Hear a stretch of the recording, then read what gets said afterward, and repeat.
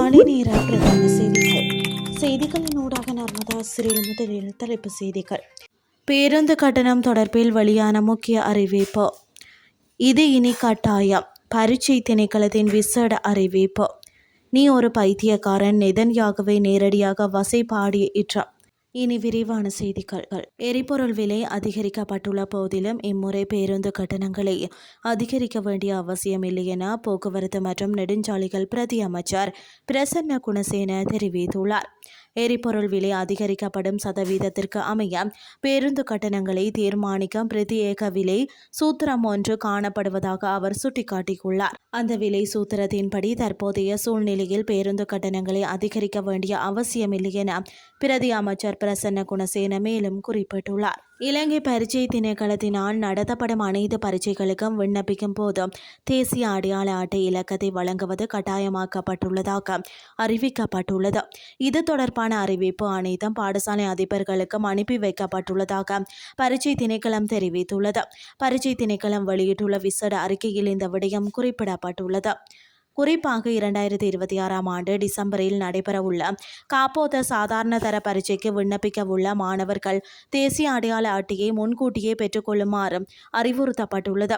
பரீட்சைக்கான விண்ணப்பங்கள் கோரப்படுவதற்கு முன்னர் தேசிய அடையாள அட்டையை தயார்படுத்திக் கொள்வது பாடசாலை மற்றும் தனியார் விண்ணப்பதாரிகளின் பொறுப்பாகும் எனவும் தெரிவிக்கப்பட்டுள்ளது. இதன் மூலம் விண்ணப்ப செயல்முறைகளை ஒழுங்குபடுத்தவும் விண்ணப்பதாரிகளின் தகவல்களை துல்லியமாக உறுதிப்படுத்தவும் நடவடிக்கை எடுக்கப்பட்டுள்ளதாக பரீட்சைகள் திணைக்களம் குறிப்பிட்டுள்ளது. எனவே தேசிய அடையாள அட்டை இதுவரை பெறாத மாணவர்கள் மற்றும் தனியார் விண்ணப்பதாரர்கள் அதனை விரைவாக பெற்றுக்கொள்ள தேவையான நடவடிக்கைகளை மேற்கொள்ளுமாறும் அறிவுறுத்தப்பட்டுள்ளனர். இனி வெளிநாட்டு செய்திகள். ஈரான் மற்றும் இஸ்ரேல் இடையிலான மோதல்களை முடிவுக்கு கொண்டுவர அமெரிக்கா தீவிரமாக பேச்சுவார்த்தை நடத்தி வரும் வேளையில் இஸ்ரேலிய பிரதமர் பெஞ்சமின் நெதன்யாகுவை தான் பைத்தியக்காரர் என்று அழைத்ததை அமெரிக்க ஜனாதிபதி டொனால்ட் ட்ரம்ப் ஒப்புக்கொண்டுள்ளார். திங்களன்று நடந்த தொலைபேசி அழைப்பில் நெதன்யாகுவை நோக்கி, நீ ஒரு பைத்தியக்காரன், நான் மட்டும் இல்லை என்றால் இந்த நேரம் சிறையில் இருந்திருப்பாய். நான் தான் உன்னை காப்பாற்றி வருகிறேன். தற்போது உன்னால் ஒட்டுமொத்த உலகமும் இஸ்ரேலை வெறுக்கிறது என்று ட்ரம்ப் வசைபாடியதாக செய்திகள் வெளியாகியிருந்தன.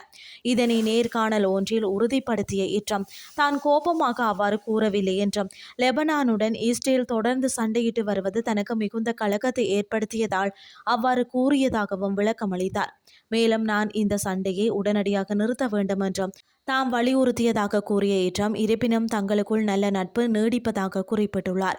ட்ரம்பின் இந்த கடுமையான விமர்சனங்கள் குறித்து பேசிய இஸ்ரேலிய பிரதமர் பெஞ்சமின் நெதன்யாகு உரையாடலில் முழு விவரங்களை வெளியிட மறுத்துவிட்டார். எனினும் ட்ரம்புடனான தனது உறவில் எந்த மாற்றமும் இல்லை என அவர் தெளிவுபடுத்தியுள்ளமை குறிப்பிடத்தக்கது. இத்துடன் செய்திகள் யாவும் நிறைவடைகின்றது. அடுத்த இரவு 8:30 எதிர்பாருங்கள். நன்றி.